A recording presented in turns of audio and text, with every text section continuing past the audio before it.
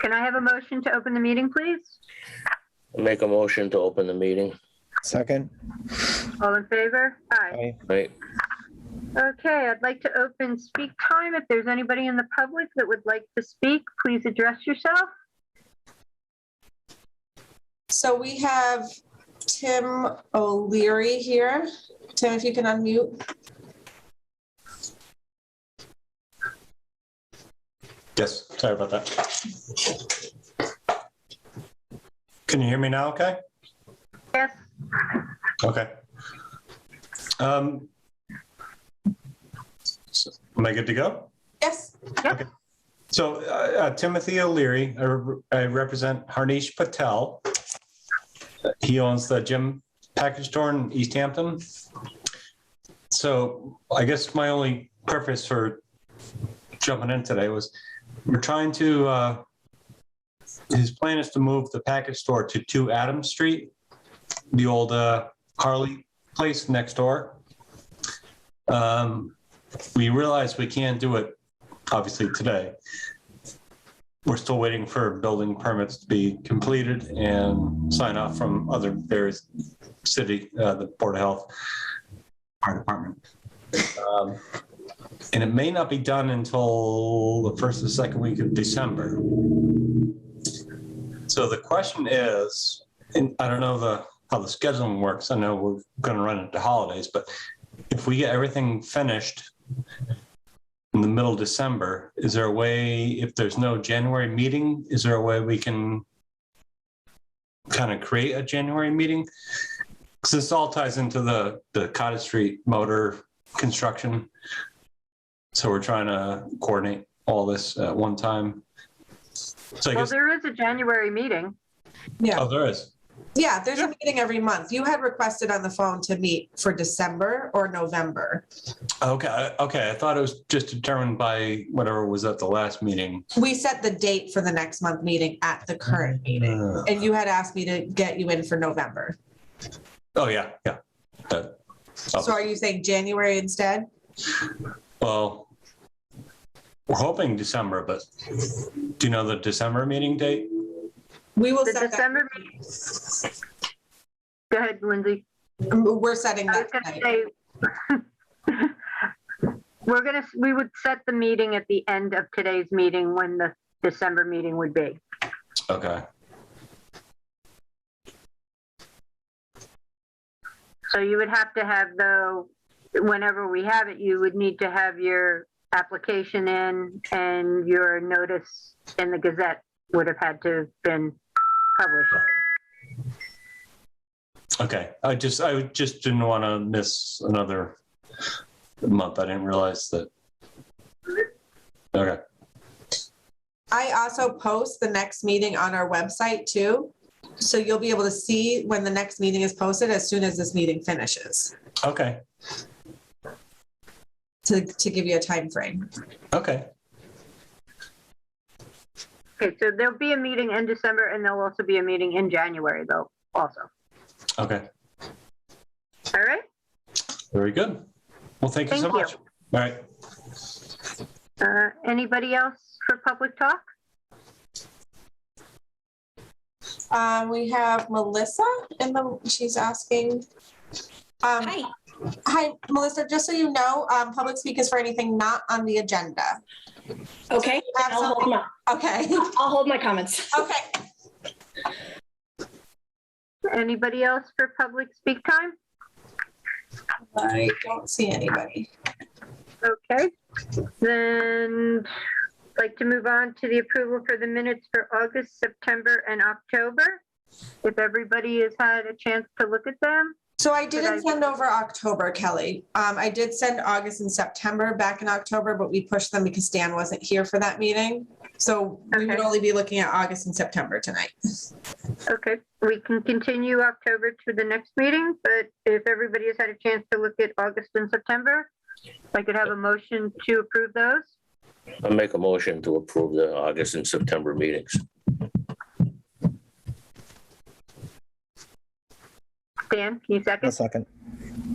All in favor? Aye. All right. Okay, I'd now like to open the public hearing for the River Valley Co-op Annual Entertainment License. So real quick, so the board is aware, I let Rochelle know that we could do this at the time of the new meeting, but this is to cover for anything they want to do from now until January 1. Okay. So Rochelle, if you want to speak. Sure. Oh, Thank hi. you. Thank you for having me on the agenda. I hadn't known that I needed to have this license. It was my bad on that. But I'm happy to have your consideration now for us to do this for the remainder of the year, and we'll get one in for next year as well. Just for little things like live music at the store on the patio on occasion, and for little fundraiser kind of things, things like that. Okay. Rochelle, quick question. I noticed that there is a food truck on the patio, Mm-hmm. and that's for the Jacks, right? Correct. Okay. Is he going to be doing things also, or is that just you for entertainment, for live This is- entertainment? Yeah, this is just us. Okay. Yeah. So just so he understands, if he's running a function, he needs a separate entertainment license. Same as always for him, I presume. Yes. He doesn't currently have one, but if he's going to start to use your patio for things, he would also need to have something. Mm-hmm. Mm-hmm. Okay. Okay. Any questions? Anybody from the public that wishes to speak? Okay. If no other questions, could I have a motion, please? Make a motion to approve the entertainment license for River Valley Market. Join the meeting. I'll second that. All in favor? Aye. Aye. Thank you, Rochelle. Thank you very much. Okay, I'd now like to continue the public hearing in regards to the license application for Marigold Theater at 84 Cottage Street. We did our site visit, and I think that was our only condition that we needed was to see it. And if anybody has any questions, please feel free to ask them now. And I am also waiting on payment still for the license. Okay, we can make that conditional of issuing it. Glad Anything I'm else? here. Yeah. Oh, there he is. Hi, did you not, I thought I gave you a couple checks when I gave you all I have all one the check. package of stuff, but, I have one. for Whatever the you need, that's fine. entertainment License. okay. Well, so you need the one for the liquor The one. 1313 for the liquor license. Okay, no problem. I'll come by. Okay.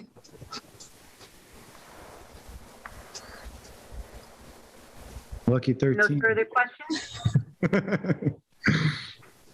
Could I have a motion, please? Motion to approve the license. Second? All in favor? Aye. Aye. Thank you. Okay, Glenn, so just the next steps, I'm gonna send your completed application off to the ABCC and then they'll send us notification, approved or denied. Okay, and then I'll just come down with the check. Sure, anytime. Okay, do you need anything else from me for this meeting? You're done. You did All it. right. See you soon. Take care. Take care. Thank you. Now I'd like to open up the public hearing for the all alcohol license on premise for Groom. And if you are here from Groom, could you please introduce yourself and tell us about your application? Hi, can you hear me? Yes? Okay. Hi, my name is Tony Cavalli. I've owned Groom Barbershop now since 2019 in town. We've moved from Cottage Street to a bigger location on Northampton Street. We're looking to obtain a all-purpose liquor license to serve to our clients when they get their haircut. So you're charging for them to have a drink while they're getting their haircut? Yes, ma'am.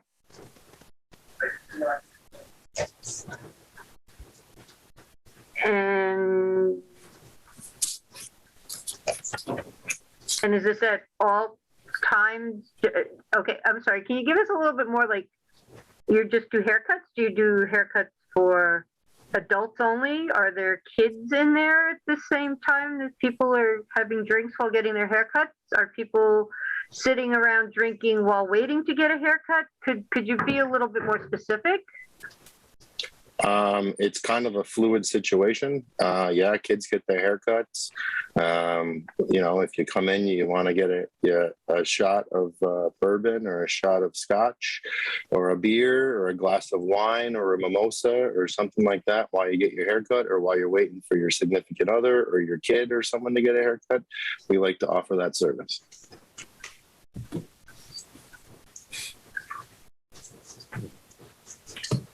So you'll have to have a bartender, right? Yes, sir. All four of my barbers / stylists are tip certified.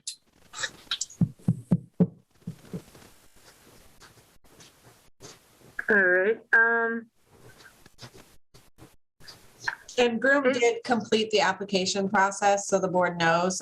It's a completed application in full, abutters notifications, legal ad in the Gazette. Everything is here in their packet that's required. Is there another, let me think, another barbershop around locally that does this also? We'd like to be the first one, ma'am. Okay. And are you going to have a bar set up? No, ma'am. No, ma'am. We're just going to have a kegerator, a wine fridge for white wine, a fridge for our cans and our bottles. And as the clients request a beverage, our barbers, stylists, / bartenders will supply the required or requested beverage. So where are you going to keep your alcohol though, like the liquor, In the back room. In the back room or on a shelf. So, it is displayed then. The booze? No. The only display will be the fridge and the kegerator. The booze will be in the back. Okay. So you can only people who are there to have their hair done get served, or can people? As long as you have a valid license or a valid ID that says you're over 21 years, you can get a beverage. Kelly, I think it's worth mentioning, Tony, that I don't know that if we've ever gone over this, but anyone with a liquor license needs to buy from a wholesaler. So you wouldn't be able to run to A and Z at the corner of you and grab a 6-pack and throw it in your fridge to serve singles. Yes, ma'am. Only through distributors. Yes, ma'am. So people could just come and hang out even if they weren't getting their hair cut and drink? If they're paying to, yeah, I don't see a problem with that. I mean, we're not going to have a capacity of like 1,000, but if there's like 2 or 3 people sitting in our waiting room of our regulars that usually come to hang out, yeah, then I don't have a problem with that. It's a very quiet and intimate setting that we're just looking to expand our services to our clients upon their request. Okay, well, you just said your clients, so people just can't come in to have a drink. They would be there getting a haircut. Well, our people that are normal people are, I'm using a broad term of our clients. Peter, are you here on behalf of Groom? Yes, I Looks like you want to represent, say something. Thank you, Peter. I represent Mr. Cavalli. This is Peter Lane, Fierce Bloomberg home, Northampton. I guess I'd ask at this point,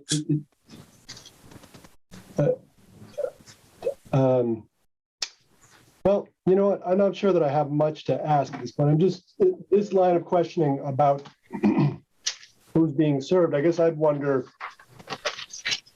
does the board feel that there are some restrictions on that they would like to see? Rather than going through these open-ended questions like this, just wondering what it is the board is looking for. Well, I'm just more concerned that what's the difference between a bar and what, it started out with, it's for his clients that are there getting their hair cut, but then he's saying, no, he'll serve anybody that comes in with a valid license. So then what would be the difference between a bar or a barbershop giving alcohol to their clients? That's my concern. Is this just going to become a bar?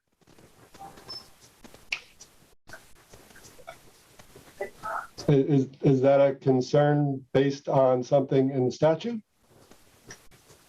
No, it's just a concern for the community. There are going to be kids in there getting their hair cut.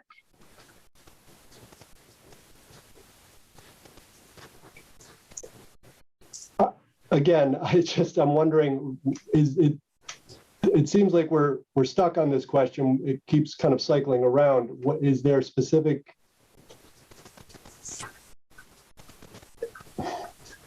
Is there a limit that the board is looking to place on this? Well, I just would like to have a little bit more clarification. One thing where we're being told that it's for his clientele if they would like to have a drink while someone's waiting for someone to get a haircut. But then in the next breath, he says anybody that has a license can come in and get a drink. So is it going to become a club? Ma'am, do you expect me to then shoo people away that come in looking to get a beverage? I'll do whatever you want me to do. I guess that's kind of where I was going with this. Is there some condition that the city would want put on it? That it's only for people who have an appointment or those who are there with people who have an appointment? Well, I think that's a better way.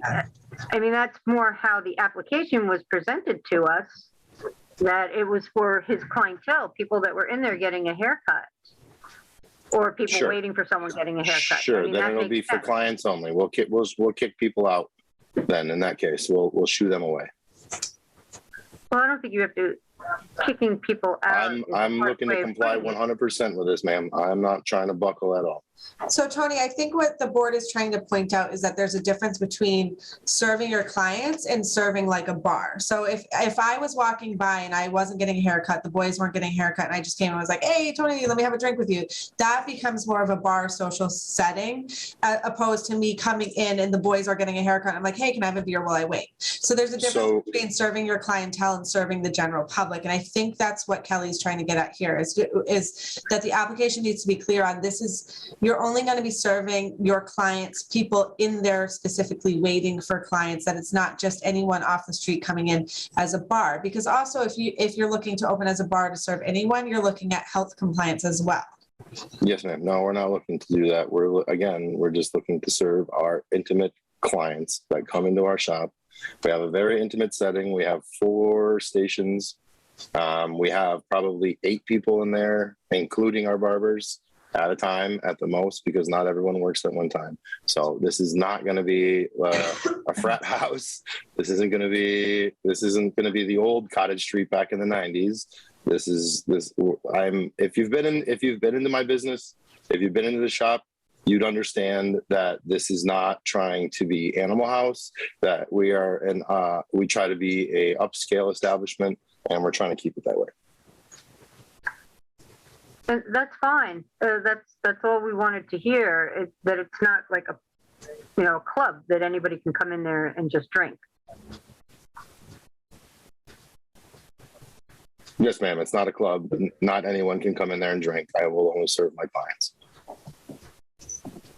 Stan, Tony, do either one of you have a comment, question? I'm comfortable with that. Stan, you're muted. Stan, you're muted. I'm coming off. Sorry. Do we need to add that as a condition for the license? I think it should be, yes. Yeah, okay. And how would we word that for clients, clientele, and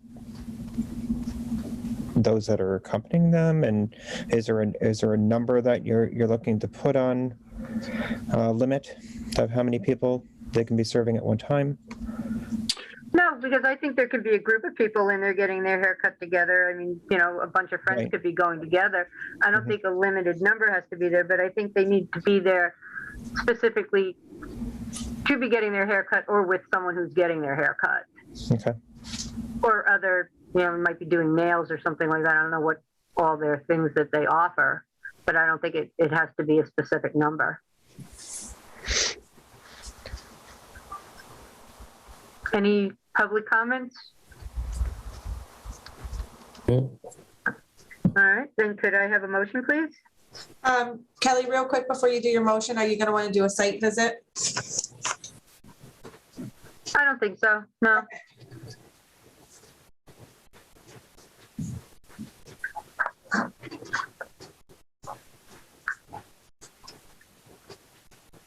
Motion?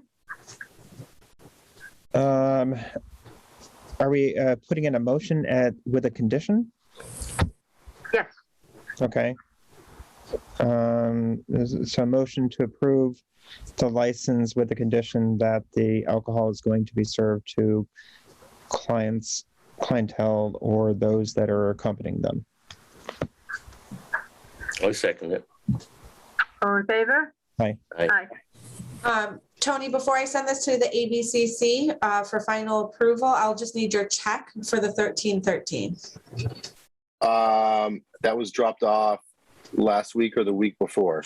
I have a check for the Gazette ad. I dropped it off in the you weren't here. They text you. It was the I can't think of it. Was the office on the left once you come in the door. Okay, I'll check and see if they have it in the All same. right, I will. No I'll problem. connect with you. I'll put a stop payment on it, and I'll be there. Are you at 8:00 tomorrow morning? I'll be there at 8. Okay, Oh, okay. see you then. Thank you. Thank you very much. Thank you. Okay, I'd now like to open up the public hearing for the change of premise for daily operations. If you are here, please identify yourself and tell us about your project. Hey, how are you? Everybody hear me okay? Yes. Yes. Great. Yeah, so we're just moving from 42 Cottage Street, which we've been for 3.5 years now, moving to 116 Pleasant Street, which is at Eastworks. And this is in the back of the building at Suite 13. So we're just doing this to expand both our seats, have a little bit more outdoor. Yeah, just a much bigger space. Did you say Suite 313 or 213, Dave? Oh, 01313. 013. Okay, sorry. Thank you. You're welcome. And essentially, yeah, the two things, yeah, it's really just, the change of location is the main thing. And then secondarily, we don't currently have an outdoor serving permit. So we're basically trying to serve what will be directly in front of our door. There's going to be 3 tables. And then there's 2 tables right down the stairs, which will be enclosed once spring comes as well. But everything included. Oh, I'm sorry. Go ahead, Kelly. This is in the back of Eastworks? Yeah. So if you're, for perspective, if you're going down the driveway to INSA in the back of Keystone and Food Truck Friday, et cetera, instead of going left, we're to the right. And there's a blue awning in which, yeah, it's kind of the only thing that's not brick in the back of the building. And we're currently building it out. Okay. I think we definitely would like to have a site visit on this, though. Stan and Tony, do you agree with that? Probably a good idea. Okay. So, and you can show us this more on the site visit. Mm-hmm. So the outdoor eating will be right on the same level as the parking lot, and like I think the bike path is also ground level there, isn't it? Well, I think you could look at it this way. So there's currently a disabled ramp that goes up to our restaurant. So essentially you're not quite flight, but about 8 feet above the ground when you go to our restaurant from up the ramp. The first set of tables we're intending to have are on the level of the restaurant. And then as you go down the stairs, there's kind of a small, I don't know what to call it, like a small enclave, I suppose, once you head down the stairs. And we're hoping to enclose that or have the ability to enclose that for some outdoor dining in the spring. But yeah, site visit would be helpful for you just to have the perspective of exactly what's going on there. But Okay. yeah. All right. Because I didn't really see anything else in your application. Everything's basically what you have now. Exactly. It's just a transfer of your license. Dan and Tony, would you be available for a site visit on Monday, the 6th?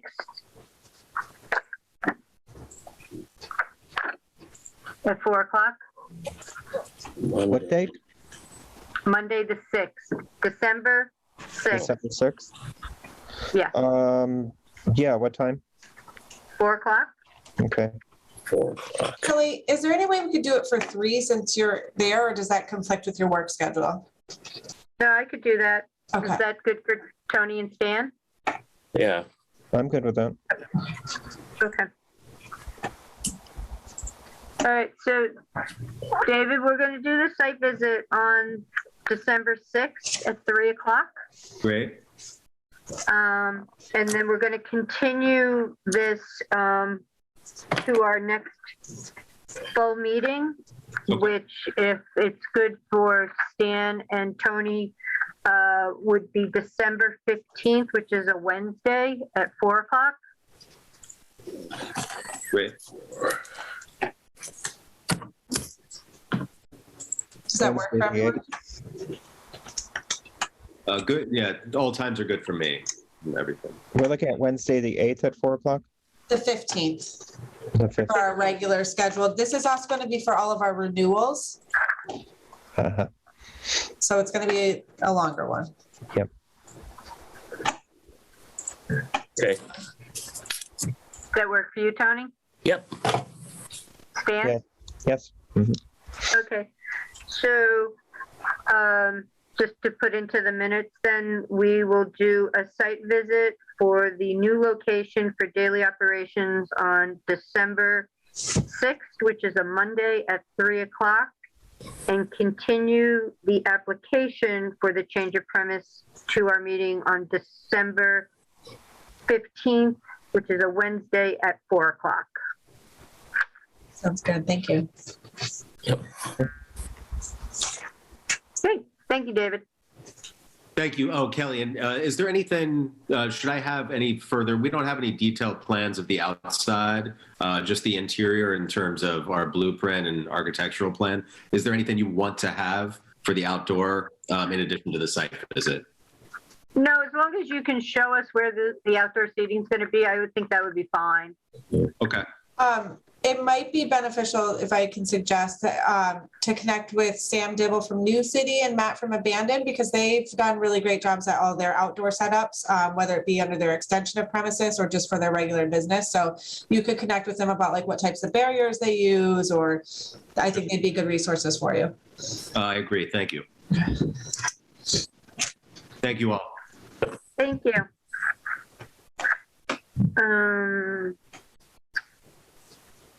I'm just going to move now. We'll come back to the entertainment policies and procedures. Let's go to the public hearing for the special one-day permit for abandoned building brewery.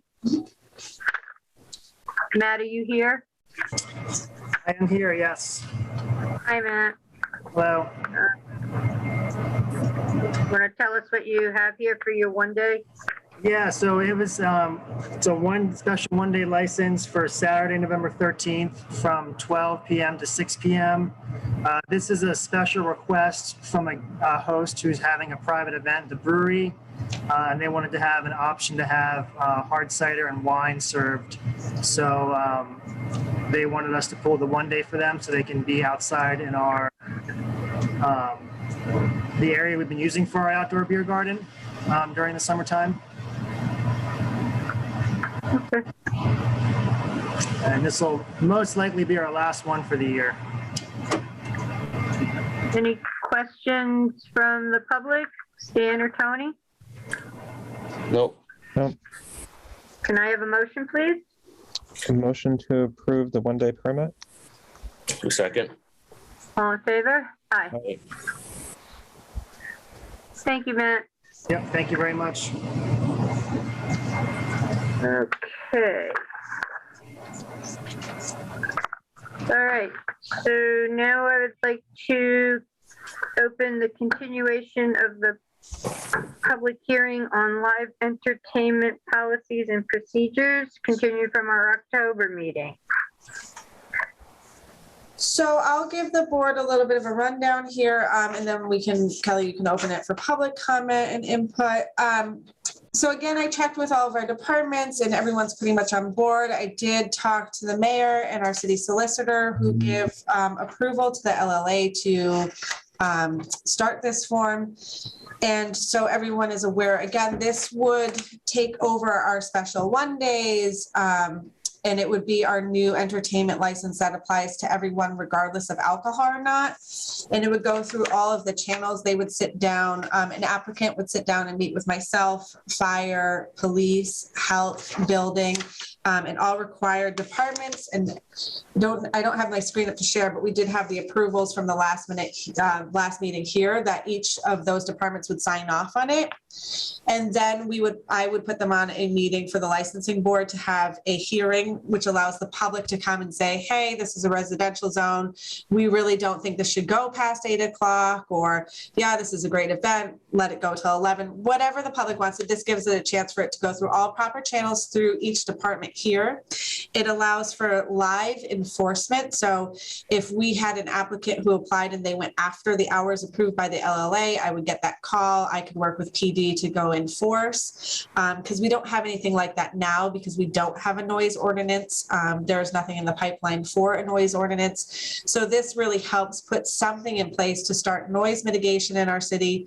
And most importantly, I had an applicant this year that felt our processes were unfair, and I can't deny that claim. We don't put certain people through the same procedures we do for other people. Sometimes that's because it involves alcohol or it doesn't involve alcohol. So the live entertainment application that I've proposed to the board over the last several months is really to streamline services through the city to benefit our residents, our businesses, and our departments. This is really a streamlined process, so everyone is held accountable to the same standards, no special treatment, no ill treatment. Fire Chief Chris Norris did suggest that we do this based on attendees as well to help scale how we permit. So anything, as an example, this would come under purview of the board. 0 to 50 people doesn't trigger anything for fire. So he'd sign off on it, but what does that mean if you have 50 people at Mill Pond or 50 people at Nash Pond, 50 people at the park? Once you get 50 to 100, that triggers fire needs, that triggers different personnel. So we need the board to start looking at number of attendees on the application as well as fees for that. I have had public input. I see Mike here. So Mike's had public input as well, that maybe we waive the fee for nonprofits because that's something that's, hurtful to his purpose for Thunder in the Valley. Well, right now, what we do for licensing is we do charge differently for profit and for nonprofit. So I don't know if the board would want to look at things like Thunder in the Valley would be exempt as a nonprofit. Mill Pond would have to pay for profit. So the board really needs to take into consideration number of attendees as well as fees for this. Other than that, the application is set and all departments are on board. Now, when you say for nonprofits, though, when there's requested, when it's a large gathering like Thunder, and there has to be a police detail, they are still responsible for police details and things like that. Correct. This is just the application fee I'm speaking of.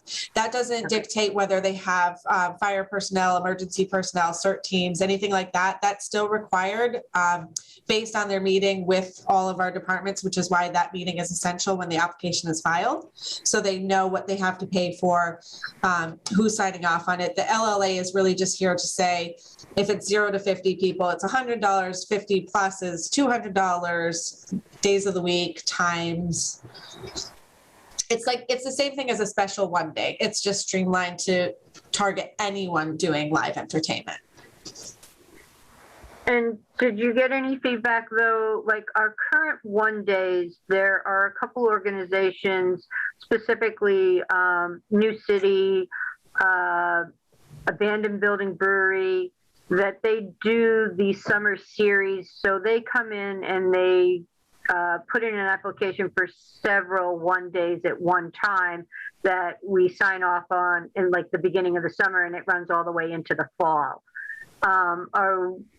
Is the new application that you're designing take that into effect, or is it going to be on an as-event application? I think I really feel it works the same way as a special one day. So if Matt wanted to do Food Truck Fridays, he would fill out the application the same way he does a special one day. He would just need to meet with police, fire, everybody else that other people we already meet with.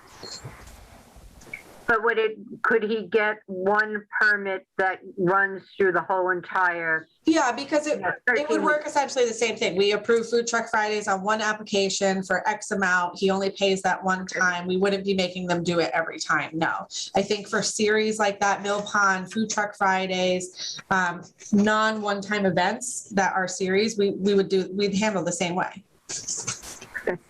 And for entertainment in general, where a bar or the breweries or any other place that's having music any given night, like Friday, Saturday, Sunday, would this also cover them for the whole entire year, or would this be is there a time frame? Because I don't want to sign off on something that says, okay, you have free reign to do whatever you want for the entire year, which means they could have a concert and it's very loud compared to a regular, a Friday night acoustic guitar. So I think that's a great question. I think that this is more applicable to outdoor events, and I should have been more clear about that. I think our annual entertainment license can stand as is for our bars and restaurants that do indoor, like Sevens. They have someone every weekend. I don't think it would be conducive to make them come and apply every single time they want to have someone inside. Unless, of course, like the upstairs neighbors or abutters started to have a problem with it, we could reassess at that time. I think for right now, we focus really on the outdoor events, which has been more of a focus for our residents. Well, we need to be specific on that, though, with our annual license, that the annual licenses are for indoor only. Yeah, I think I should make that clear. I haven't had that. It just says application for special one day live entertainment. It should say outdoor live entertainment. And I can easily change that. We do have some people from the public wanting to jump in. Sure. If you want to open it.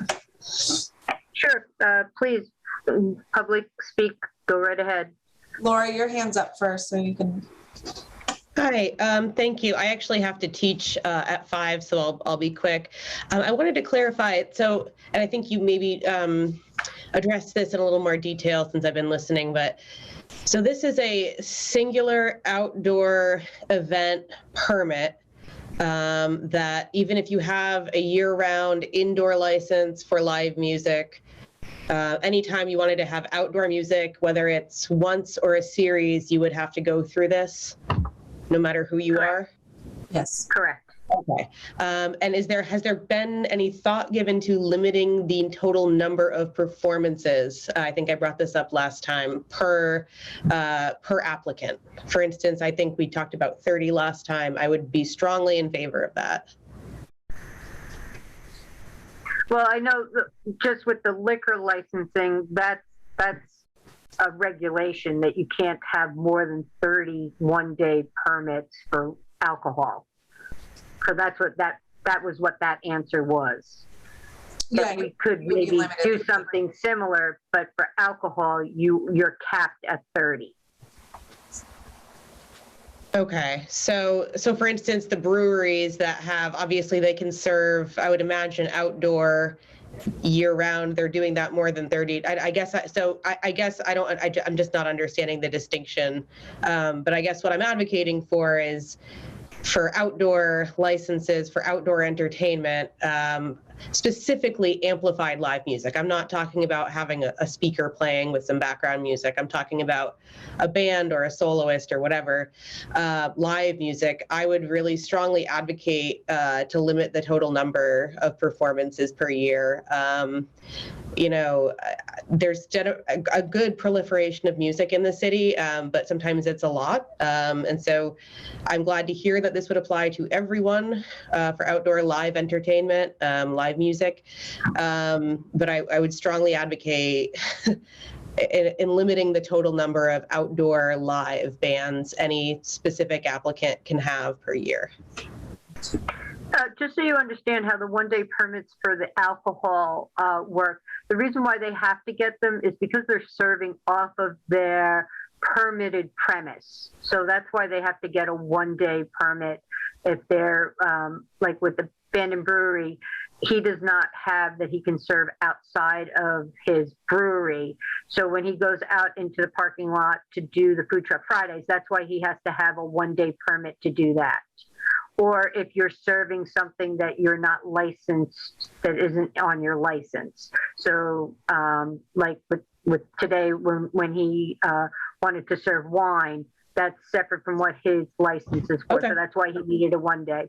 So that's the difference between the alcohol one-day permits as compared to, so some of them like Fort Hill, they do have permitted to be outside for their serving of their alcohol. So that's why they don't have to get a one day. Okay. So, but this now with our new regulations that would like to put into effect, it would take in the entertainment that's in his permitted outside area for alcohol.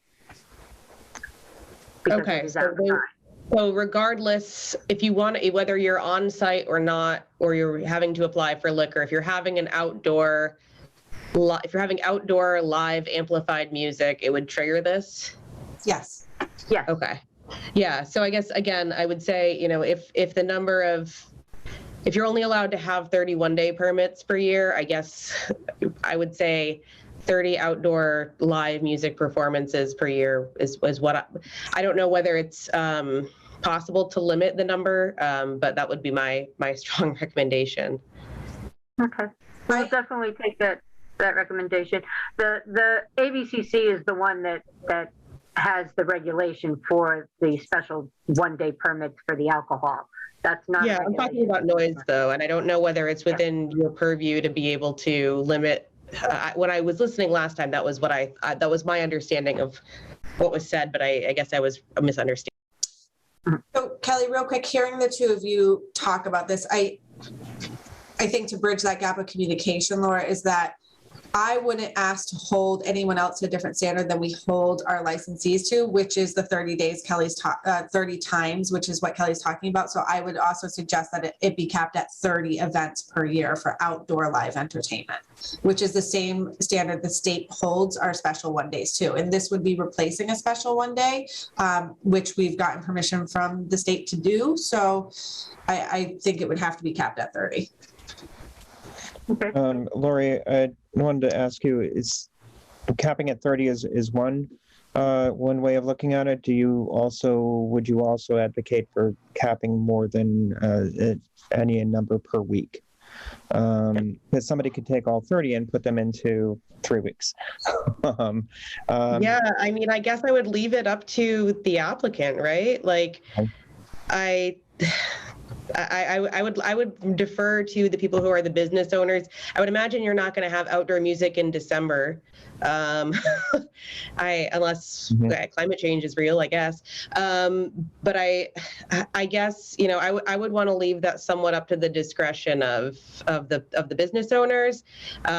For me, it's just a matter of the frequency with which I hear multiple live. Like I can hear Fort Hill, I can hear Mill Pond, I heard the salsa music from the co-op, kind of all three of those things happening at once. So I don't know what the exact answer is. I'm just asking you to be a little bit thoughtful about people who are not attending these events, who by virtue of hearing them are forced to attend. So I guess, you know, a number per week would be one way to do it. I think, you know, I see Sam Dibble's hand is raised. I would defer to people like him. Thank you, Laura. Thank you. Thanks, Kelly. Thanks, Dan. Sam, if you want to unmute. Hi there. I guess, can everybody hear me? Am we good now? Yep. I think it's worth pointing out that this feels a bit rushed. And I'd like to kind of take a step back so that we don't like just approve this without talking it through a bit more, and maybe even leaving a little bit more of an opportunity for like, you know, public to attend again or something like that. Because I think what occurs to me here is like this sense of impact that this kind of thing could have, and how long lasting it might be. And I'm kind of curious how other people feel about that, because and I guess I just got to point out too, like Laura just said, we're probably not going to have live entertainment in December. So sort of naturally, we're going to have a little bit of time here where we could think about this kind of thing a little bit more before the warm weather comes, because I think there's a problem that has happened, which is excessive noise from concerts, and it's been going on in one form or another a little bit for some time now. But I think there's been more outdoor music because of the coronavirus situation, where we want to keep people safe. Like, just speaking for myself, like having a mask mandate in place has affected a number of attendees indoors, and also it's just sort of part of the calculus of having indoor music at a venue. So in the effort to kind of keep people safe, we've moved some of our music outside, and we're certainly not trying to bother the residents and make problems in the community when we do that. Quite the opposite. We're trying to keep people safe, and we're trying to also maximize the returns from concerts. So I think, like, when I talk about impact, if we have to now pay more money to the city to have just one single concert, it affects the economics of supporting live music in the city. And that's not just us, it's anybody that would have to go through this process. So there's some pretty significant impact, at least for my business, if I have to spend additional money every single time I want to have live music outside. And those are just some of the things that I hear when I hear this kind of regulation. I'd like to take a look at it and the proposed fee schedule to have a better understanding of that impact. But I think this all feels pretty rushed, and that we might just take a little bit longer look at it. If you don't mind me jumping in, I don't know off the top of my head, but I feel like I probably pull the most one-day permits of any business in the entire city. I feel like pre-pandemic, with our food truck Fridays, we were probably pulling about 20 to 25 a year. Those would usually start from May through October, every other Friday. And each one of those events would carry a live music aspect of it in our parking lot. I don't know personally if we have had any complaints from residents from those specifically. I don't think I've had people directly come out and tell us about that. The one thing about our events is they do usually end earlier, around 8 or 9 o'clock. But I could second some of those sentiments that Sam is feeling, and I'd love to see some of the proposals the city has for the fee schedule or some of the attendance capacity numbers that increase the fees on some of these events. So I just want to jump in quick to be clear here. So Sam and Matt specifically, this is the same thing you're already doing. This is the same thing you're already paying for. This is just replacing the special one day, so it's streamlined for everyone else who doesn't have alcohol. Also, this is our second public hearing, and at the last public hearing, Kelly did ask that people submit emails or come in to see me or call me with those types of questions or proposals for fee schedules, attendee numbers, things like this. So this is the second public hearing we've made available for people to give input on. And I'm happy to ask the board to continue and give the public another chance to say, you know, I think we should do this or this way. But just to be clear, this is the same thing as a special one day. It's just streamlining for other people who don't have licenses to have this available to them as well. Because we do have people that are already submitting applications for the summer that they want to get a move on for their live events, which they would have, they're not businesses here that have alcohol licenses. So it is something we need to start thinking about. And I do hear that it might feel rushed on one end, but we have had these public hearings, we have had this circulate through departments, and we have given everyone an opportunity. So that's still there. Yeah, Sam. Well, I'm just thinking here that, you know, if I had written an email with some of these thoughts, I wonder how much of an effect that would have had. And I guess there's no way to know. But now knowing that, I mean, I'd like to get some more contact with people that would be like in this process. You're saying every time I have a live musician, every single time, I have to go to police, fire, building, health. I mean, all these different departments, that is absolutely totally different than anything that I've been doing. One meeting with all of us, because we already do that for Mill Pond, Thunder in the Valley. We already do that for people without a liquor license. So this is making it fair across the board for everyone to have to meet that way. Well, we have an annual entertainment license, and that covers our licensed premises. Correct. Which includes outdoors. So I think you're in a unique situation because your outdoor license is different. And you're also under an extension of premises now, but without that, you do have that little space. So you're different than 99% of our other bars, breweries, and businesses. Well, I don't know about the numbers. I'm sure there are other people that have outdoor spaces where they could have like a guitarist or a DJ or something like that. I don't think I'm the only person in the city that would have any form of live entertainment outside that has an annual entertainment license. Like I look at the place like Mission Taco, right? If they had any form of live music outside, you're saying this would trigger every single time they wanted to do that. They would have to pay a fee, file an application, and meet with all these people. Because like 30 a year is 30 times you go to 4 or 5 departments. You're talking about a significant impact in terms of time. And Kelly already said she didn't want to do something that would be just blanket for the whole year. Like for me, it would maybe make more sense to have a blanket outdoor entertainment thing. But that's unfair to other people. So all I'm trying to say is I'm trying to understand the triggers for having to have a one-day permit. Like with my regular course of business, I could have 2, 3, 4 shows a week. And I've been doing that, maybe not quite that many, but I've been having a bunch of shows without special permits. And I haven't had any issues besides Mill Pond when we went late. So I think like the hours of operation is pretty important. Like if you had an entertainment license that said outdoor entertainment must end by a certain time, maybe that would help solve a problem, which would be music at night.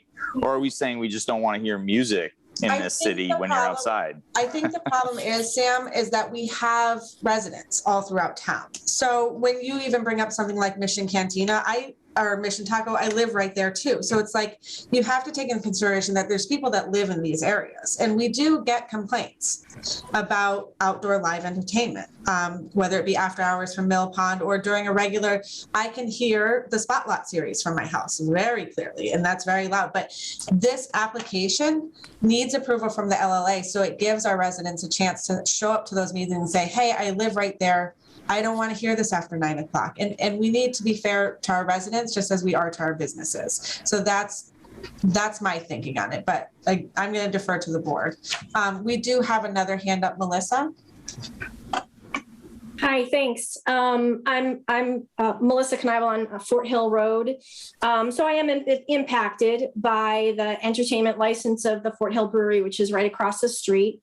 And of course, they have the annual license, which allows them to do entertainment pretty much anytime they're open, including outside. And I guess I want to clarify, I'm sure Laura probably would, our biggest concern is the amplified music, right? It's having a guitarist, or a singer with a small little speaker, something like that. That's not an issue. That's never been an issue. The issue is when they're having like just huge amps and the noise is just incredible going on for the entire time that they're open, to the point that we are hearing it inside our house with doors and windows closed. So limiting those particular licenses specifically related to amplified music would be appreciated by the residents that are impacted. Additionally, I don't know if you've considered this, but including in the policies procedures, that anyone having the entertainment license, especially for amplified music, that the expectation is they make reasonable efforts to mitigate the sound beyond the intended audience. The amp does not need to be turned up all the way for an audience of 100 people within, 50 square yards or what have you. So it shouldn't be impacting people that live half a mile away, but unfortunately it does. So if there was a way that you could include that, that they have to have reasonable mitigating efforts to diminish the sound. So Melissa, one of the things that is on this application that we're working on is that there has to be a live time contact person. So if a complaint comes in, somebody's cell phone number has to be on this application and available to either a board member, our clerk, or the police department, that they can directly call that person and say to them, turn it down. It is too loud. That is one of the things that is on this new application that we have. And just go back to Fort Hill for a second. I thought when I sat in on some of the planning board meetings and stuff like that, I thought that they were two things. They were supposed to install some kind of a buffer area, a tree line or something like that, of bushes to protect the neighbors, and also that they weren't supposed to be playing after a certain time at night. Real quick to interject myself here, I want to be careful about talking about Fort Hill if they're not here to speak for themselves. Also, I do know that they have special permitting, but we want to be mindful that this is a general public hearing on outdoor live entertainment and not specific to any business. Well, that's part of their special permit. If I could get back to what Sam was talking about, the individual licenses, we say it can only be 30 days out of the year. My understanding is that the applicant can apply for all 30 of those at one time. That it's not going to be 30 separate applications and 30 separate fees. It's going to be one application stating, here are the 30 days that we'll be doing this. And there's one fee that goes with that application. It's not 30 different application fees. So it's if they come back a month later and say, I need to do another 10 days, then it becomes another one application for those 10 days. It's not 30 different application fees. if they know that if like the way we've done the food truck Fridays, if they know. Exactly. And I'm not, you know, this can always be up for reassessment. It can be, the board doesn't need to make a final vote tonight because we need to talk about number of attendees. We could continue this another time. That would give people like Sam an opportunity to speak with whoever he wants to and submit things. Also not opposed to forming a sounding board and having people like Sam and Laura be a part of that. But we would need to start moving that because we do have people in the pipeline that want to start thinking about their outdoor events for the summer and spring. So it's a fine line we're crossing here, but the board does have the purview to vote and approve or choose however they feel is fit at the moment. Just real quick, what I'm hearing though is that the main issue is more the volume of the music rather than, I mean, I guess if you have some residents saying they don't want to hear any music at all, ever, that's one thing. Then you got this extreme level of music that's a disturbance, that's a nuisance. I'm just wondering if there's files on businesses that have had complaints against them and if that has an effect on their entertainment licenses or if it should. Because as somebody who I feel like has been responsible about the entertainment we've had at the brewery, I've had complaints about the 2 after parties. That's the only ones I know about. If you guys get complaints, like Kelly brought the complaint to me and said, hey, you get just a heads up, you had this complaint, right? And so like, and if the mayor's getting calls like, hey, mayor, you're allowing this to happen or whatever, or if the police are being called, they've come here a couple times. It's been these big events. It's been these big shows. And it hasn't really been just the regular course of business. And so that's sort of why I'm raising the concern that if I want, like if I have a jazz band, you're saying amplified music, but like typically for jazz, you don't really have amps except for maybe an upright bass. Might have a little bass amp. And that's so them and the drum kit can, hear each other. But you're not talking about this massive impact on the community. You're talking about, and if you're saying only live entertainment, what's to stop somebody from having speakers and playing recorded music at really high volumes without getting these permits? So I think what you really want here is a noise ordinance, not necessarily these one-day permits for anybody that is playing music outside ever. Sam, did you get a chance to look at the application on the last public hearing we had? I did. I'm very confused by it. Okay, because it does have the options to check off if you're using an amplification system, live music, or recorded music. So it's right there. So that's a part of the application that would be brought to the LLA, like as a special one day, and would allow the public to see it's an amplification system, it's live entertainment, it's a DJ. It gives everyone the chance to understand what's happening in their community. Yeah, but so we have an annual entertainment license. We can play amplified music outside whenever we want. We do it all the time. Every time we're open, we have a speaker that goes outside. The thing is, it hasn't had any complaints or impact because it's at a reasonable volume. And so this is what I'm saying. It's like what's the difference between live music and any other amplified music? It's basically whether or not people are complaining about it, whether or not it is being operated in a negligent way. I think that's a more important consideration than whether it exists at all. But like, I just don't see I don't see that this special permitting process actually solves this problem.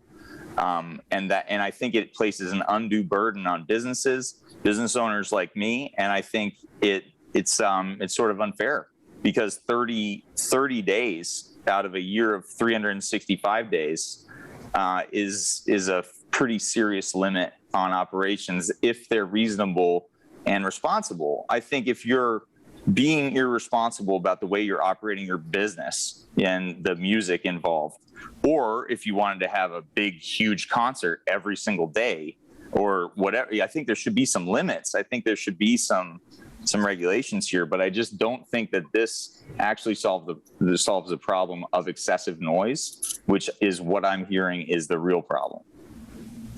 And we have to start someplace.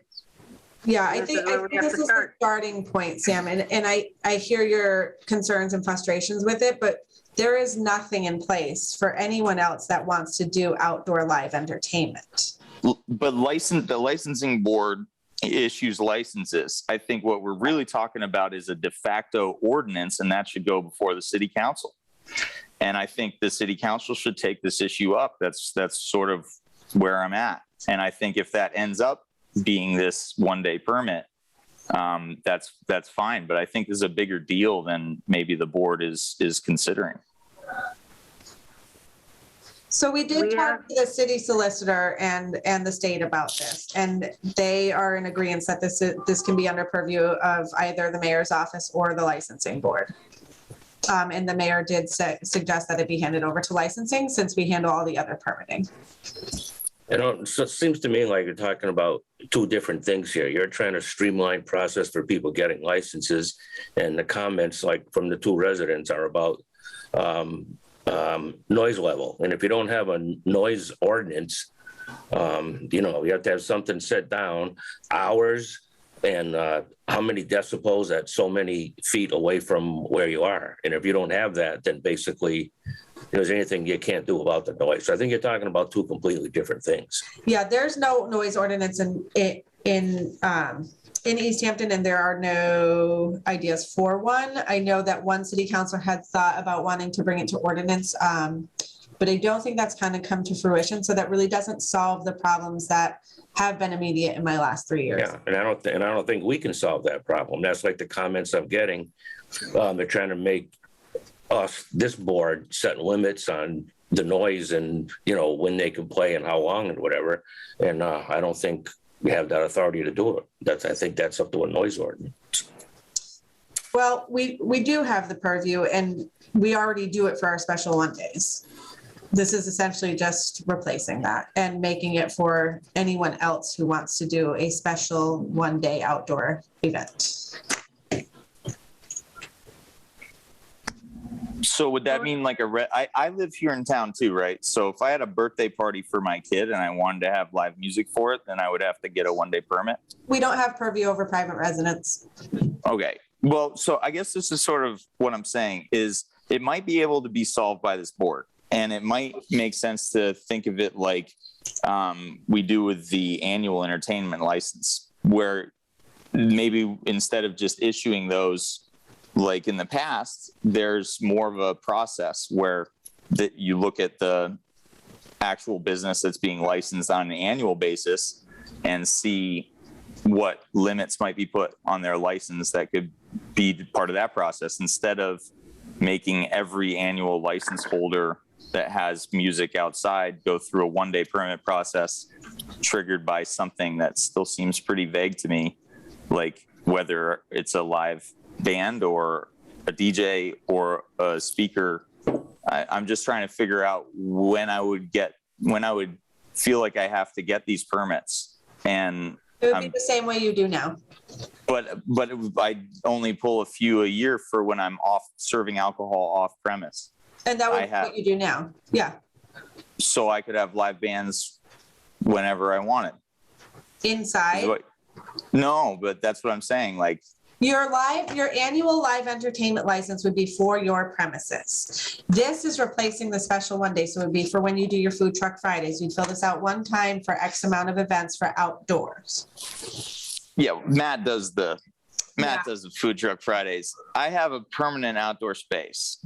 And like, it's similar to another place that has, yeah. Sam, I think what we have to do, there are certain businesses in town that have outdoor seating that is part of their licenses, that we give these annual licenses for their entertainment licenses. I think that we would need to put some restrictions on the annual licenses. So like yours, another one in town might be the Brass Cat, they have a beer garden outside there. So those ones, we could put some specific restrictions on them. If they are planning on having a live band and they're expecting more than 50 people there to see that band, they would need to come before us for a special permit for that day, for that particular event. But you are correct. We do not get complaints on your regular daily businesses when you're just serving people inside and serving people sitting around on your patio. We do not get complaints there. The only complaints we ever had is when you had the concert parties. Those were the only complaints. But those are the things that we need to be able to enforce or say, no, you can't do this. We need to have a phone number that we can call and say, no, this is you're exceeding what your license, what you're permitted to do. So that's what we're trying to establish here, that there are some guidelines that anybody can't just do whatever they want with their yearly annual entertainment licenses. So when there is a special event.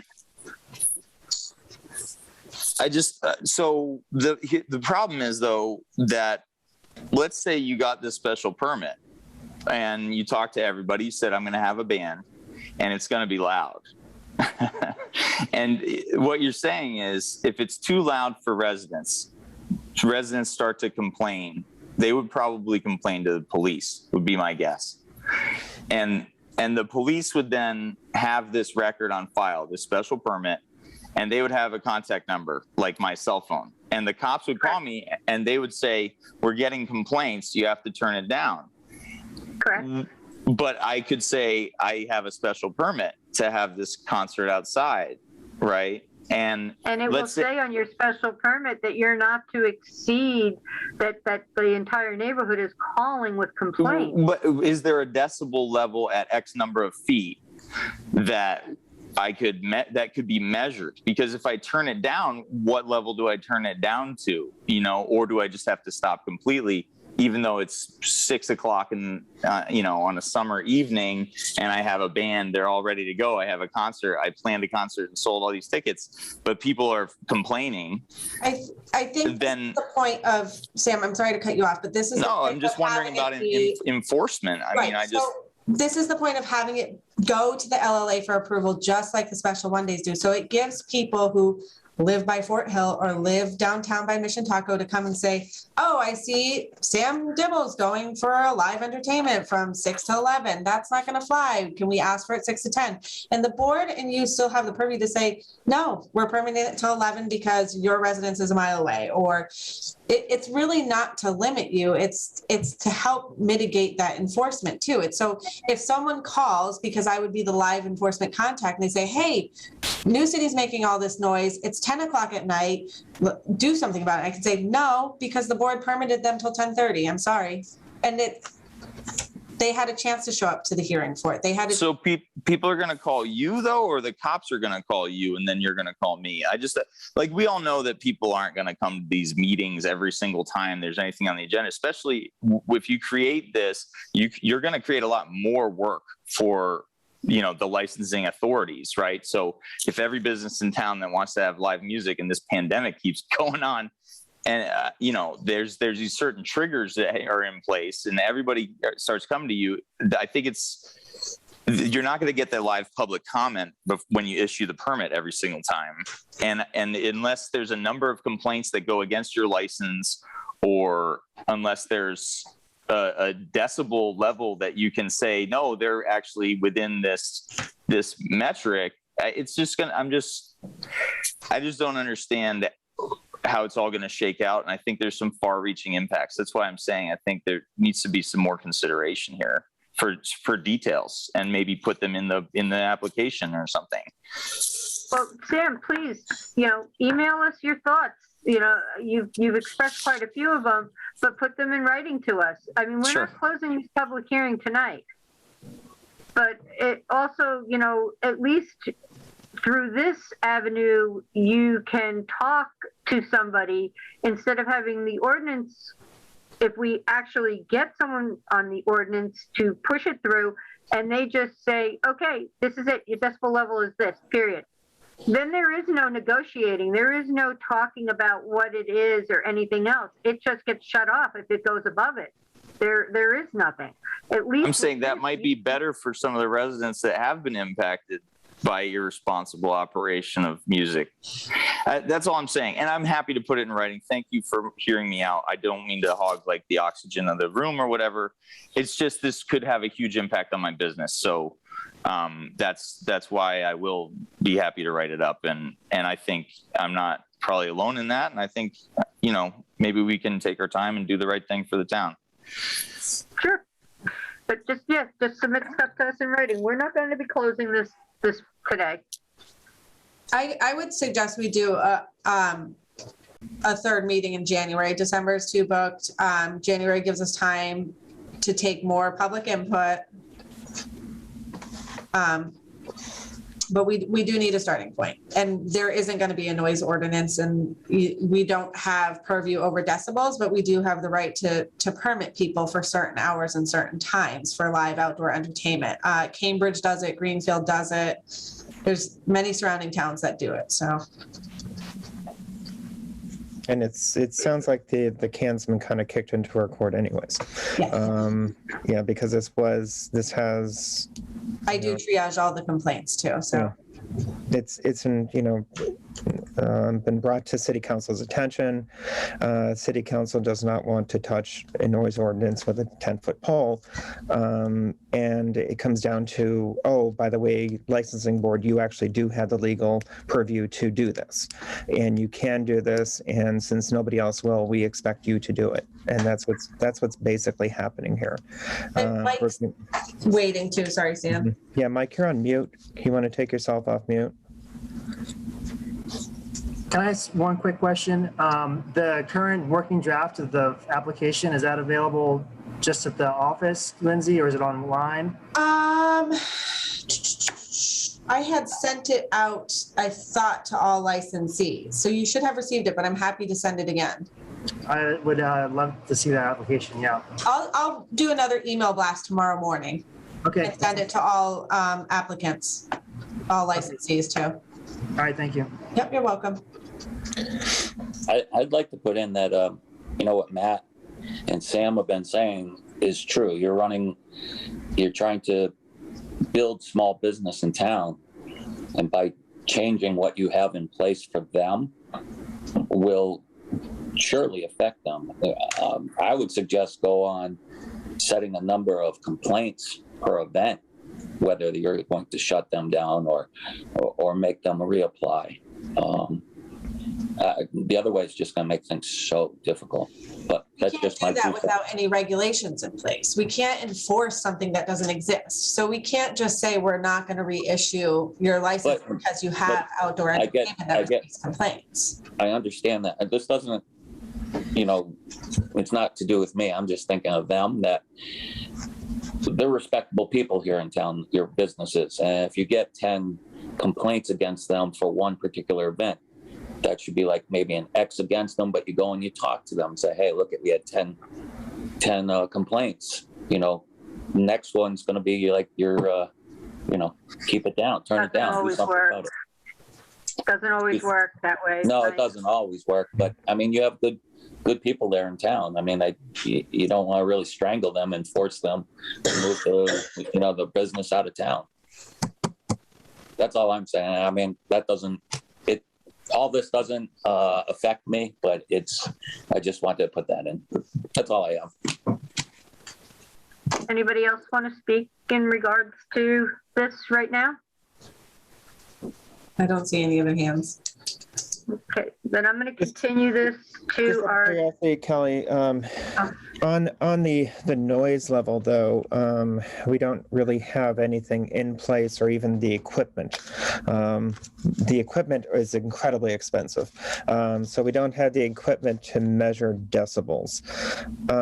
But we do have the ability to establish a distance. If your live music cannot be heard from more than 300 feet. that would, that at least establishes something, where we have, where a police officer or one of the board members can actually walk to that business, stand back 300 feet, and if they can hear the music, then that person's in violation of their, that at least sets something. It's not arbitrary and random. Yeah, that's hard though with topography because of the way stuff will travel, like from Oxbow. I guess I'm probably 1.5 miles away from there. And even if there's a soccer game, I can hear that like it's in my backyard. That was a concern Laura had brought up at our last public hearing about this, is that where she lives, it's amplified by, I think, Mill Pond. Mm-hmm. Yeah. She mentioned. So, yeah. And that's another reason why decibels, distance, like that all gets sticky and ordinance-y, which there are no plans to do that. So I think like a special one, this is like that beginning basis for streamlining it to where it can be mitigated and enforced. Yeah, fine. Nobody else has? Yeah. Go ahead. Is there any chance we could discuss like the actual events such as mine and anyone else that wants to put together a larger event like that? Now, I saw the application that's being brought forth and I like it. I think it works for me. But, oh, by the way, I'm Mike Perrier. I'm from the Thunder in the Valley event. But no matter what we do, we always have one complaint. We're going to have one complaint no matter what. There's always that one person that hates us, but that's besides the point. We really got a lot of compliments, more compliments than negativity. But anyways, after looking at this application, my problem always has been that nothing is approved until right up to 2 weeks beforehand. That presents a huge problem for us because we're already planning for this because there's a lot of when do you put your application in? If you put your application in 2 weeks before you need it, we can't address it. Put your application in 2 months ahead of time and you're okay. Well, it's not just, it doesn't just stop at you, is what I'm saying. You have the police department, the fire department, everybody else. I'd like to be able to put this in 6 to 8 months ahead of time and get it approved. I'd like to have all the applications all brought into that one meeting, the liquor license, the food, everything, just brought in, submitted. The next meeting, the following month, come in. You guys already did your review and so on. Either it's approved, disapproved, or it's needs more discussion. So Mike, that's the point of this application, where you would need to have police, fire, health. That's exactly. I get that. What it's for. That. But they don't always reply right away. Like, so you have to make sure, Mike. I think you're addressing your personal issues with the department at the no. It's not. And we've talked about this. Right. You have to submit your applications on time with all departments. I do not want to bring negativity at all. No, I just want to see it streamlined, like we talked about. Be able to come in one meeting, then the second meeting will be, okay, yes, everybody says it's good, or all right, this one needs more work, blah blah blah. And that's this application. So you would sit down, you would have already submitted your stuff to health, fire, police. We'd all sit down, we'd sign off on this. I put it on the LLA's agenda. We'd meet with them and Kelly would say, was it approved? And I'd submit the application. I'd say, yep, everyone signed off on it, all set. We're just here to take public comment and have the board's final approval. I like it. That's exactly what this is. And I appreciate that you're doing that because for me, it will help to organize this event tremendously. I just would like to be able to do it early on rather than. So I think there's offline discussions for us to have about timelines. I can't take your application now for licensing. I get that. 7 months in advance because you have to go through health. You have to, and your food vendors have to be approved by health, and they need to get their applications in on time. This is all about timing, and your people doing the right thing and our people doing the right thing. And I think this application streamlines those processes. I agree with you. So you would submit everything, and I sent an email out today about doing an early spring meeting, and I hope we'll get there. Sounds good to me. Thank you. We'll make it work. Thank you. All right, I'm now going to continue any more discussion on this to the January meeting. So,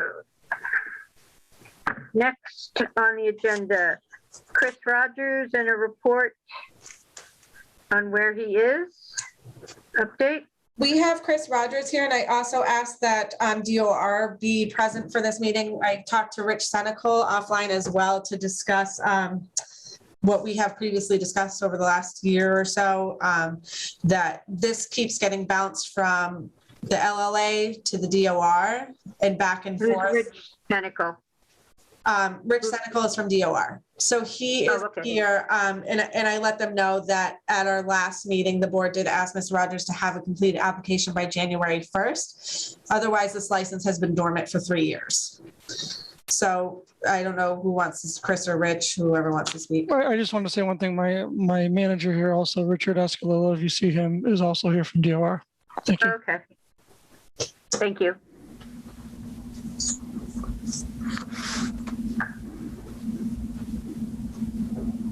Is Chris Rogers here? He is. Chris, you have to unmute. Yes, can you hear me? Yep. Okay. Hello, board. Apologize if there's any video or audio interruption or anything like that. I'm actually coming live from Aruba today, so. Hey. Yeah. Lucky you. Yeah. So as far as where I'm at right now, I'm pursuing action against my architect.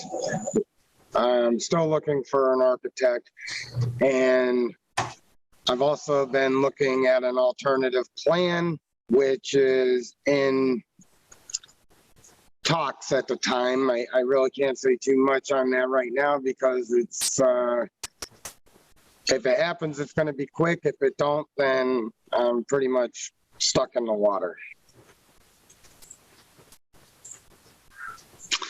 So that's where I'm at this point, and I won't know, more on that until I get back and we actually can have our meeting and discuss things on a more detailed level. So what is your time frame on that? Are you going to meet the January time frame that we gave you? I am trying desperately to do that. It's seems like more out of my hands than in my hands sometimes, because it takes people like lawyers and stuff a long time to get back. So all I know is I'm doing the best I can to correct, the current situation and move things forward.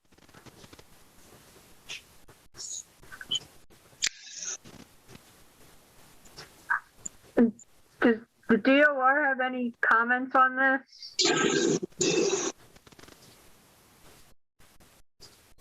The sound isn't coming through, Richard.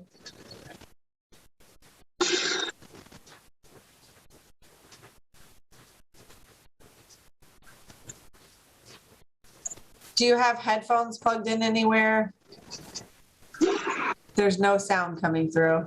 Yeah, I can give it a shot. So essentially, our question to you is, if he doesn't meet this deadline, what's your next step? Because I know, Lindsay, you and I spoke briefly about, potentially the board starting the revocation process of the license. Yeah, I think it would be up to the board to not renew now. They keep renewing a license that's not active, which with the state is considered a pocket license after 1 year. This is going on 3. So then my follow-up question then would be, if you're giving them until January 1st, but the licenses have to be in by the end of the month, are you extending that, or are you going to have him renew the license? You can have us renew the license, he pays the fee, and then if January 1 comes and he doesn't have anything in place that's satisfactory, are you guys going to start the process of the revocation license? So essentially the DOR has the most to lose because we sold this at auction. It's in the city's hands to, if they start the revocation process, we're by no means going to stand in your way. And at that time, can you hear me now? Yes, Rich. Yes. We would stand back because, we don't want to hold you guys back from whatever you want to do with the license. So essentially we would allow him to renew it. If he pays the fee, we'll renew it. And then come January 1st, it sounds like, and correct me if I'm wrong, I don't want to put words in anyone's mouth, that you're going to start the revocation process, at which time, we don't want that to happen either. Yeah, I think the timing's tricky here, and I think that's what Sure. the board needs to figure out, is that it doesn't make sense to say, hey, renew it, make Chris pay or DOR pay, and then say, pull the rug underneath and say it's January 1, even though you just did this in December. I hear what you're saying, and I didn't take that into consideration when we had spoken earlier, so that would be up to the board to figure out. Can you guys hear me now? Yes. Yeah. Sorry about that.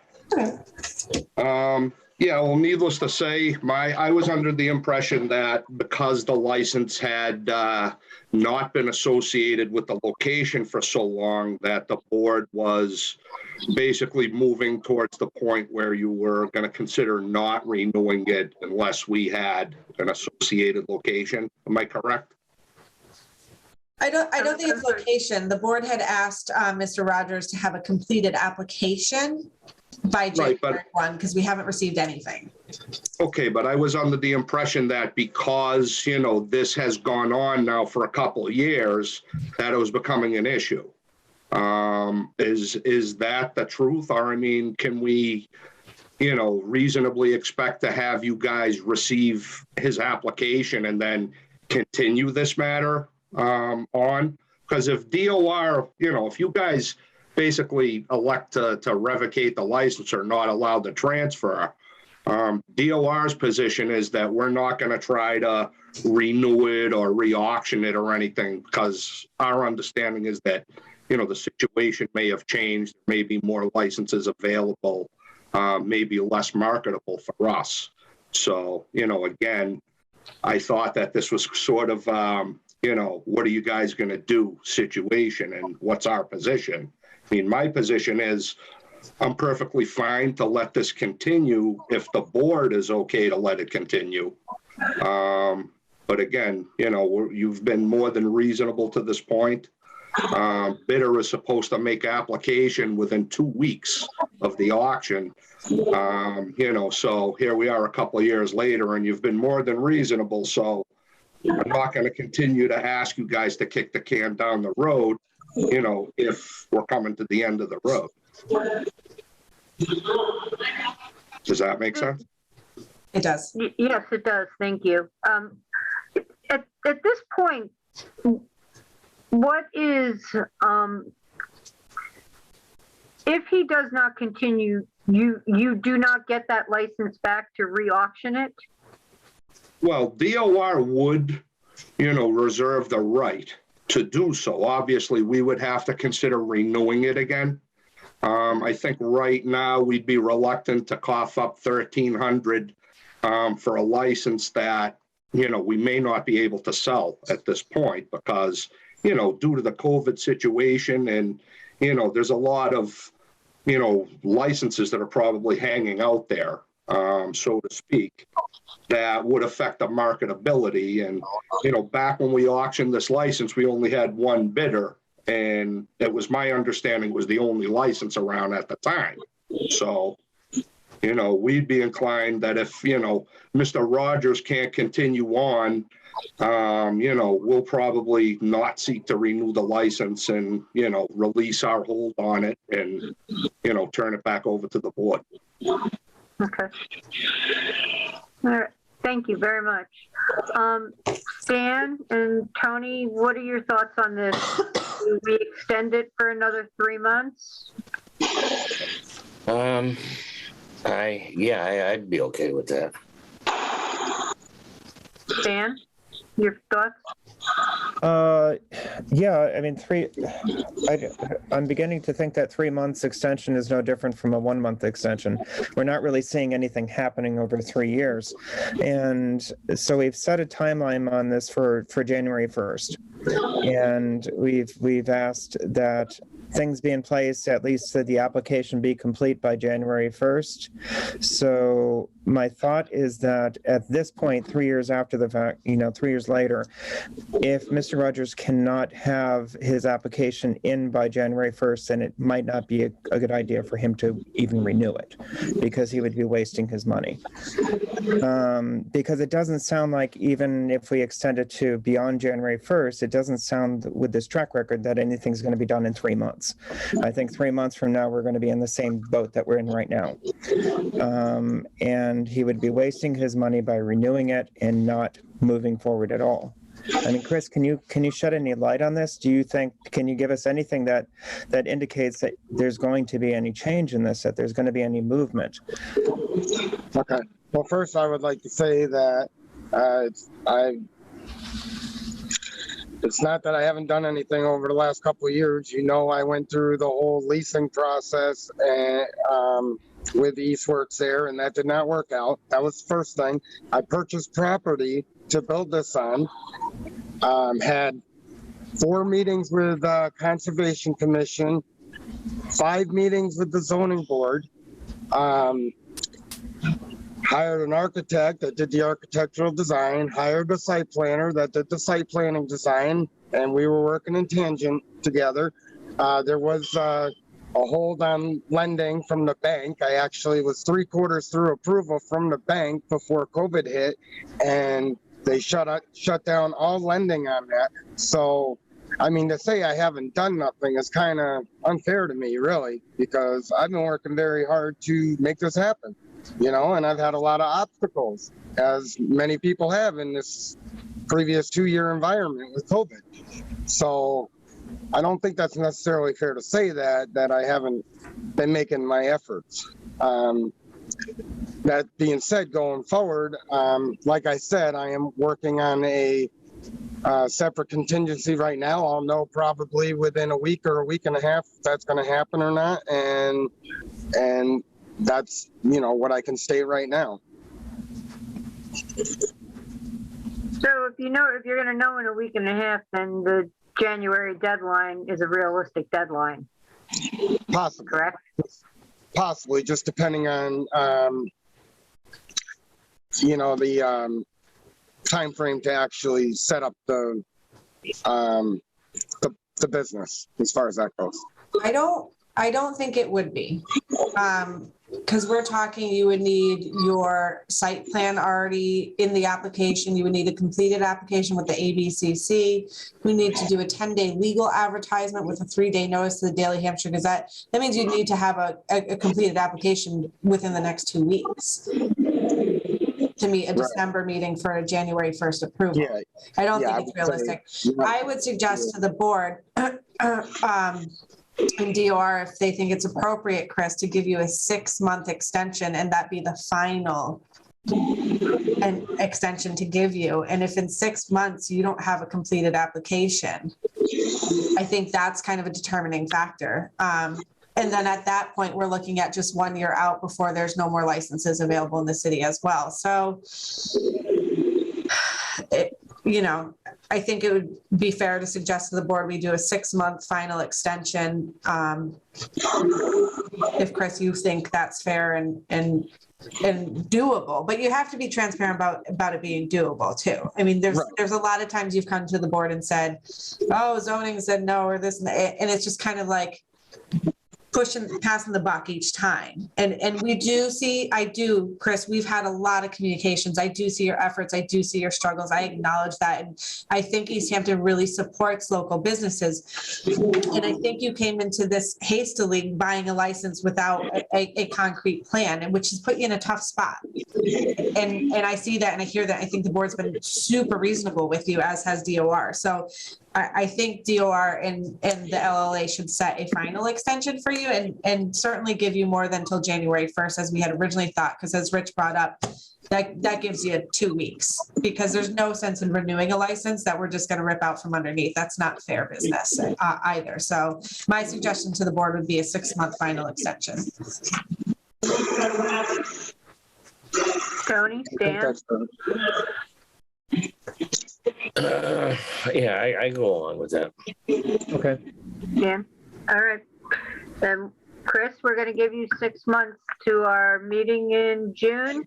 If we don't have a completed application for the June meeting, the license comes back to the city of Easthampton. Okay. Does that, Chris, be clear, like, does that feel comfortable for you? Are you worried that you're not going to be, here's your opportunity to talk to the board and say, I don't think that's going to work. Can you give me, like, be honest, be open here. Because I think that's where we keep having these miscommunications is you're like, yeah, I'll get it done. And it doesn't get done. I think that's where the hesitation is. Right. Well, and I understand that. And I'm not trying to point fingers places, but I mean, I have been through 5 zoning board meetings, given them, that's once a month, you know, giving them exactly what they asked for and still, you know, not getting to the point of approval.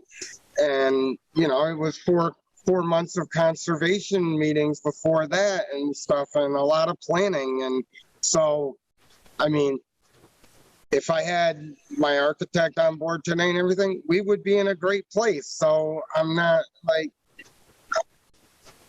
saying I couldn't have been there. You know, I feel like I could have been there, but we had some issues.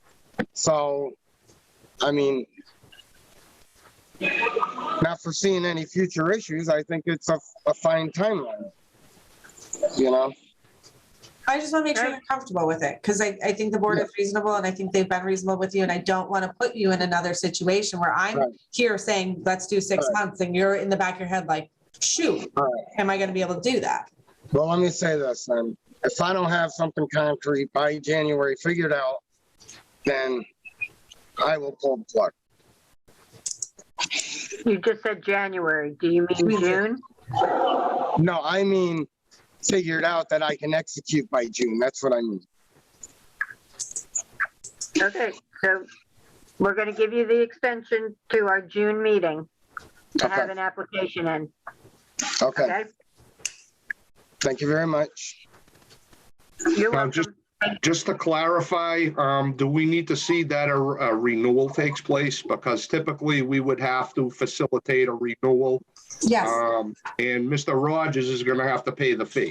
Yes, I'm going to shoot over in an email to Rich to sign off on the ABCC's state form that he did last year too. So I will send that over an email tomorrow. Chris, you'll owe Dior a check in the amount of $1,313, which they can pay to us, or I can take it directly. I'm not sure. Yeah, that's fine. As long as he pays you guys and we know you're paid, that's all I'm concerned about. All right. Lindsay, last year, Chris dropped you off the check and I dropped you off the application. Okay.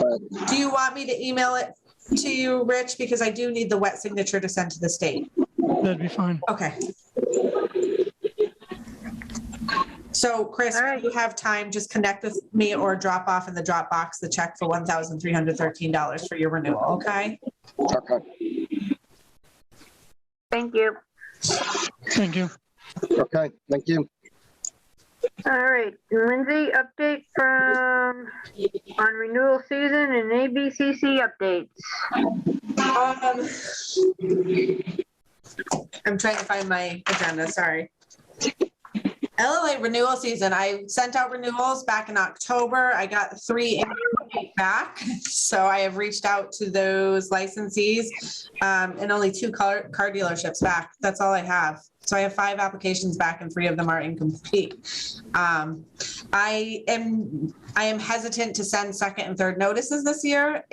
I can send you all the notice I sent out with the application, with the deadlines highlighted and in bold, with exactly what everyone owes. It's feeling like each year I'm doing a little more pursuing of people and saying, hey, where's your application? Hey, it's due. So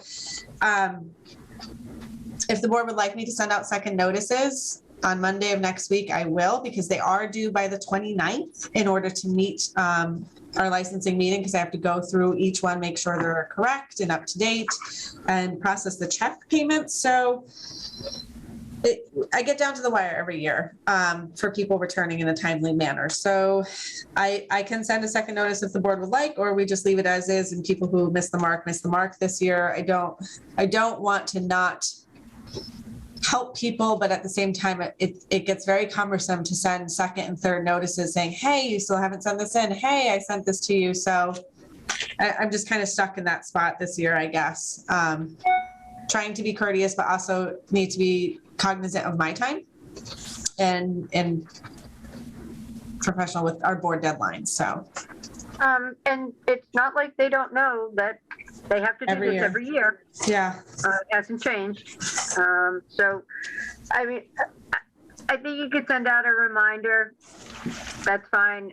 Just resend what you sent previously. Okay. But there will not be a third reminder going out. Okay. And that it has to be in. If it's not in by the date that you need it, then it's not going to be processed on the 15th. Yeah, anything that's received after our meeting date, in the eyes of the state, not even on our local level, is considered a renewal. So I think we've been very accommodating in the past, and it's okay to do once in a while for people, but I feel like the more and more we do it, it's the more and more people taking advantage of it. And it's, it's my time too, so it gets a little frustrating.